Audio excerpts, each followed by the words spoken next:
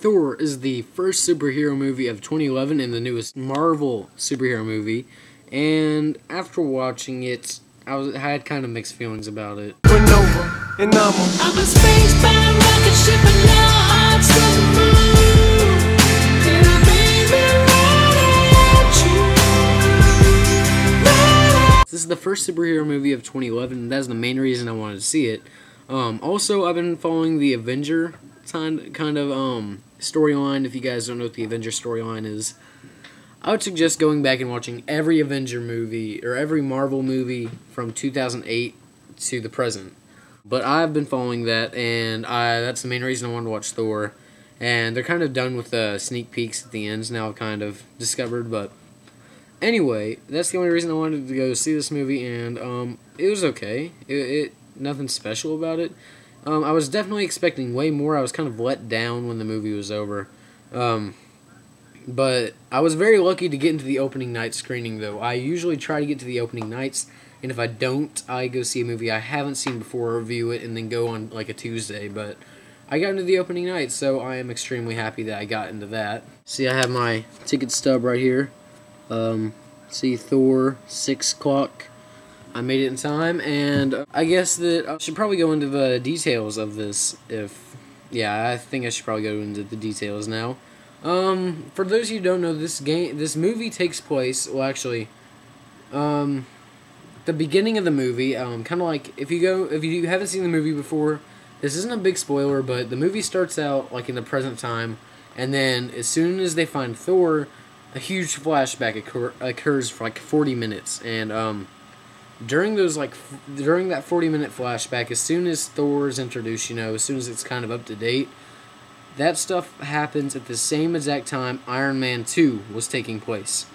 So, the whole entire Iron Man 2 and Thor happened at the same exact time until the point where they find the hammer. That is where the timelines kind of mix up, and you can actually see the two movies actually interact. That is what I loved about this movie, actually. The storyline, I thought, was okay. Overall, the storyline was fine. The only thing I didn't really like was the fact that Loki, I don't know if this was the acting or the writing, but the Loki, he's supposed to be the god of, mischief. That's what he's supposed to be, and Thor's supposed to be the god of thunder. But Loki wasn't really being the god of, mischief in this. He's kind of cold and kind of did his own thing, and then near the end you can kind of see him, like, turning Jokerish, but I felt like, I don't know, they did it perfectly in The Son of the Mask. No one else liked that movie. I thought the guy who did Loki did fantastic, so they should have got him, unless that was him. Probably not. Storyline was fine, nothing really wrong with it. The acting I thought was fine for everybody. What's his name? Something Hemsworth, the guy who played the main character. He's the dad of the kid who's playing Gale in the Hunger Games, so I was kind of watching for him, and he did fine. Natalie Portman, I am a big fan of her acting. I think she did okay in some spots and pretty good in some spots. Kind of like Anna Sophia Robb in Soul Surfer. She kind of bounced herself out. Overall, I thought the acting was fine. Anthony Hopkins, by the way, did awesome as Odin, and I thought that the acting was fine.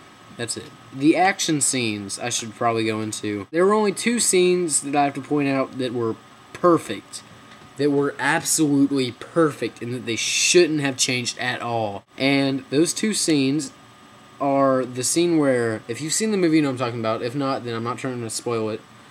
The scene where Thor goes back to go get his hammer, not too long after they find him, around the halfway part of the movie, or near the 1/3 part of the movie, he goes back to go get his hammer, and that scene right there, if you know what I'm talking about, the scene from when he gets there until he reaches his hammer, I thought was fantastic, especially the scene where he confronts the hammer.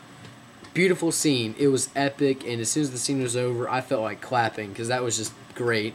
And the next scene was, you can see in all the trailers, this huge robot guy who shoots the lasers out of his eyes, like shoot the whoop or something.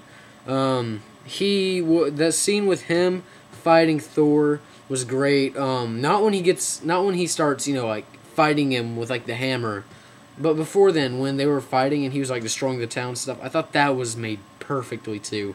And the whole entire movie actually just felt like 2 different little movies, that kind of conjoined near the end.